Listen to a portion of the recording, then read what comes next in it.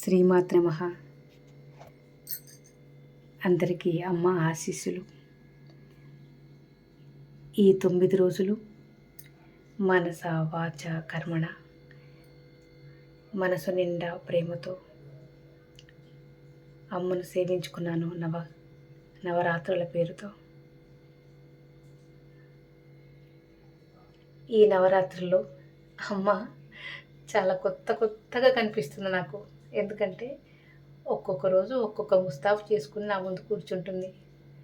అందుకని అమ్మ అప్పుడప్పుడు చాలా చిన్న పిల్లలాగా, అప్పుడప్పుడు దండనాయకిలాగా కనిపిస్తూ ఉంటుంది.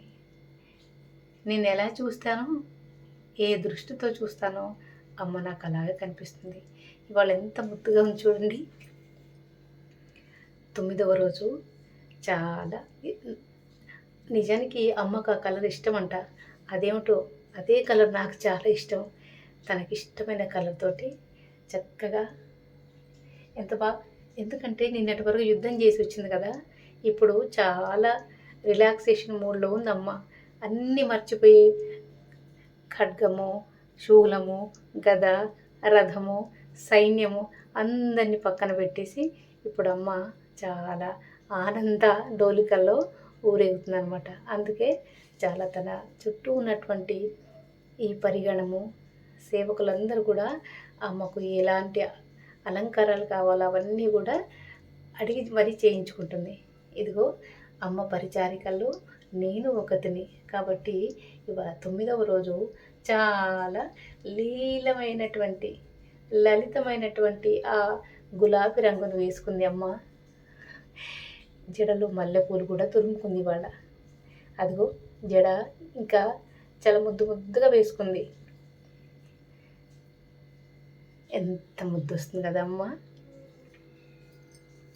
అమ్మకి ఇవాళ అమ్మ ఒడి కూడా నింపాను, బియ్యం పోసాను.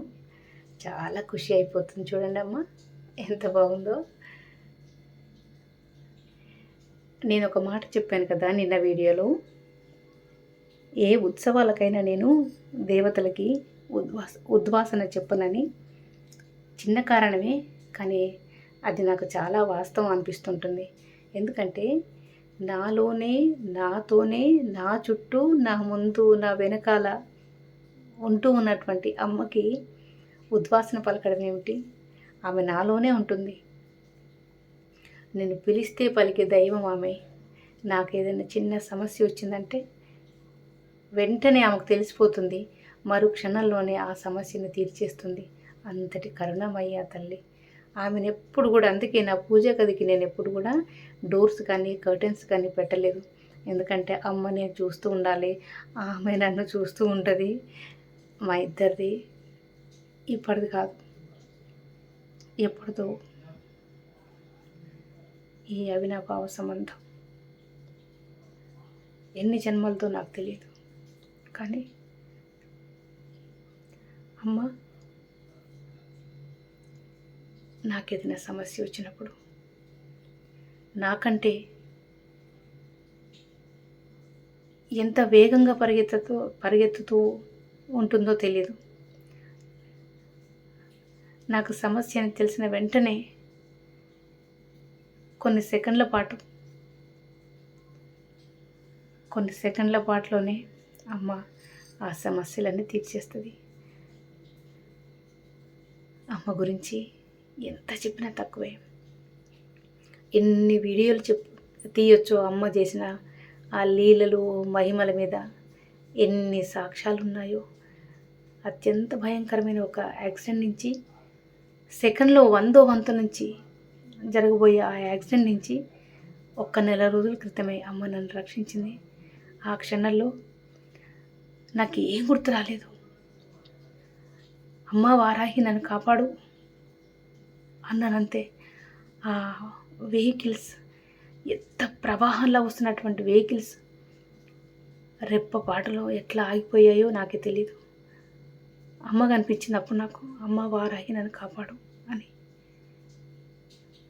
చల్లని తల్లి. ఆమె మహిమలు చాలా ఉన్నాయి. ఎన్ని ఎపిసోడ్లు తీయొచ్చో ఆమె మహిమలు.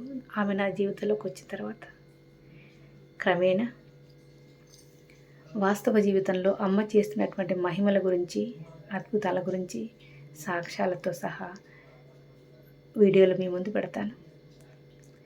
ఈరోజు అమ్మ నవరాత్రులు ఆఖరి రోజు, అందుకే అమ్మను చాలా అందంగా ముస్తాబు చేసుకున్నాను, మీ ముందు ఉంచుతున్నాను.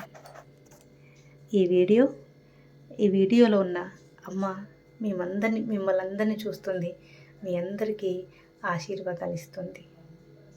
శ్రీమాత్రే నమః.